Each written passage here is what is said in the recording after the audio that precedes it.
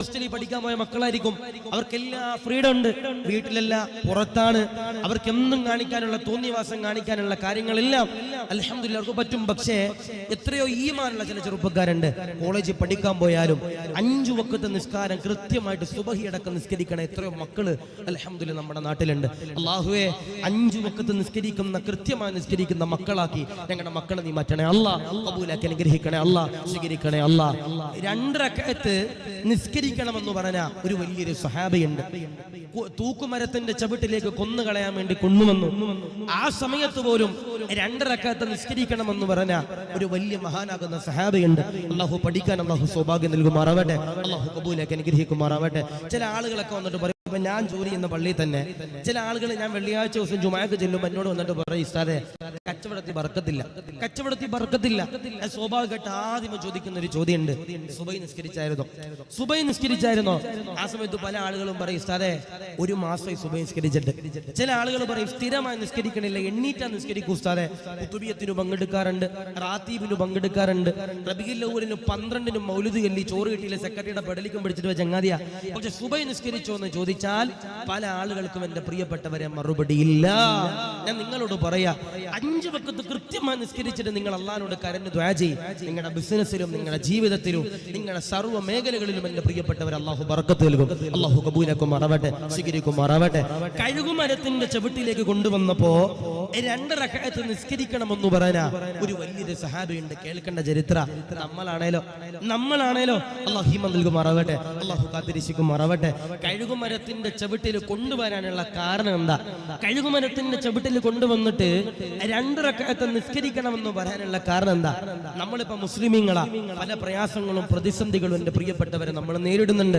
ഇപ്പോ 2 ദിവസമായി ഞാനും നിങ്ങളും എല്ലാവരും വാർത്തകളിൽ കണ്ടുകൊണ്ടിരിക്കുന്ന ഒരു വിവാദമാണ് ഹിജാബിന്റെ വിവാദം. അല്ലാഹു കാത്തിരിക്കുമാറാവട്ടെ, അല്ലാഹു ഈമാൻ നൽകി അനുഗ്രഹിക്കുമാറാവട്ടെ, അല്ലാഹു സലാമത്താക്കി അനുഗ്രഹിക്കുമാറാവട്ടെ. തലയിൽ ശിരോവസ്ത്രം ധരിച്ചൊരു കന്യാസ്ത്രീയാണ് പറയണത്, ഈ കുട്ടി തലയിൽ മഫ്ത ധരിച്ചുകൊണ്ട് സ്കൂളിൽ വന്നു കഴിഞ്ഞാൽ അടുത്തിരിക്കുന്ന കുട്ടികൾ പേടിക്കും. ആരാ പറയണേ?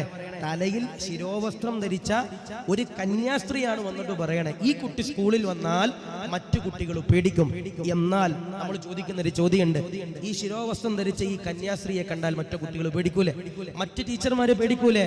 പക്ഷേ അങ്ങോട്ട് ചോദ്യങ്ങൾ ചോദിക്കാൻ പാടില്ല. അവരെഴുതിക്കൊണ്ട് വന്ന കുറച്ച് ഇംഗ്ലീഷിൽ കുറച്ച് കാര്യങ്ങൾ എന്തോ അറിയുന്നത് പോലെ ആരെയോ കാണിക്കാൻ വേണ്ടി പക്ക ഉണ്ടാക്കിയെടുത്ത ചിരി മാത്രം ചിരിച്ചുകൊണ്ട് പത്രക്കാരുടെ മുമ്പിൽ വന്നിട്ട് ഞങ്ങൾ ജയിച്ചെന്ന് പറഞ്ഞ് വീമ്പൽ കൊള്ളുമ്പോ ഞാൻ നിങ്ങളോട് പറയാ, മുസ്ലിമീങ്ങൾക്ക് പല പ്രശ്നങ്ങളും പ്രതിസന്ധികളൊക്കെ വരും. ഇപ്പൊ ഇത് കണ്ണൂർ ജില്ലയാണ്, മലബാറാണ്, കേരളത്തിന്റെ അകത്തും പുറത്തും ആണെങ്കിലും എന്റെ പ്രിയപ്പെട്ട സഹോദരങ്ങളോട്, പ്രിയപ്പെട്ട വാപ്പമാരോട് പറയാ, നമ്മുടെ മക്കൾക്ക് ഇസ്ലാമികപരമാകുന്ന രീതിയിൽ വസ്ത്രം ധരിക്കാൻ വേണ്ടിയിട്ട് നമ്മുടെ സ്കൂളുകളിൽ സൗകര്യം തന്നില്ലെങ്കിൽ ആ സ്കൂളിൽ നമ്മുടെ മക്കളെ പഠിക്കാതിരിക്കാൻ നമ്മൾ ശ്രദ്ധിക്കുക. ആ സ്കൂളിലേക്ക് നമ്മുടെ മക്കളെ വിടാതിരിക്കുവാൻ വേണ്ടി നമ്മൾ ശ്രദ്ധിക്കുക. ചില വാപ്പമാർക്ക് ചിന്ത, അവിടെ പഠിച്ചാലേ ഉസ്താദെ പഠിക്കും, അവിടെ പഠിച്ചാലേ ഉസ്താദെ മക്കൾക്ക് A+ വരൂ, എന്താ ബാക്കിയുള്ള കുട്ടികളൊക്കെ പഠിച്ചു വലുതാന്നില്ലേ? ഇപ്പൊ കഴിഞ്ഞ ദിവസം ഒരു പോലീസ് ഉദ്യോഗസ്ഥൻ IPS കാരനാണ്, ആ സഹോദരന്റെ വാക്കിലുണ്ട്, ഞാൻ പഠിച്ചത് ഒരു സർക്കാർ സ്കൂളിലാണ്, ആ സർക്കാർ സ്കൂളിൽ നിന്ന് പഠിച്ചിട്ടാണ് ഞാൻ ഇങ്ങനെ ഒരു സർവീസിലേക്ക് എത്തിയെന്ന് ഒരു പാവപ്പെട്ട ഒരു സഹോദരൻ, ഒരു പോലീസ് ഉദ്യോഗസ്ഥൻ പറയുമ്പോ നമുക്ക് ചില ആളുകൾക്ക് വിചാര 10,000 മാസം ഫീസ് കൊടുത്താൽ മാത്രം ഇത്രയാവും, അല്ലെങ്കിൽ തലയിൽ മഫ്ത ധരിക്കാൻ വേണ്ടി സമ്മതിക്കാത്ത സ്കൂളിൽ പോയാൽ മാത്രമേ നമ്മുടെ മക്കൾ A+ മേടിക്കുമെന്നെങ്കിൽ എന്റെ പ്രിയപ്പെട്ട സഹോദരങ്ങളോട് പറയാ, അത് വെറും ഒരു കാഴ്ചപ്പാട് മാത്രം. നമ്മുടെ നിലപാട് ഇങ്ങനെ ആയിരിക്കണം, നമ്മുടെ മക്കളെ മഫ്ത ധരിക്കാൻ വേണ്ടി സ്കൂളുകളിൽ സമ്മതിക്കണില്ലെങ്കിൽ ആ സ്കൂളിലേക്ക് നമ്മുടെ മക്കളെ വിടാതിരിക്കുക, അതിനെതിരെ പ്രതിഷേധിച്ചിട്ട് അവർ സമ്മതിക്കണില്ലെങ്കിൽ പിന്നെ അവിടെ എന്റെ പ്രിയപ്പെട്ടവർ നിൽക്കരുത്.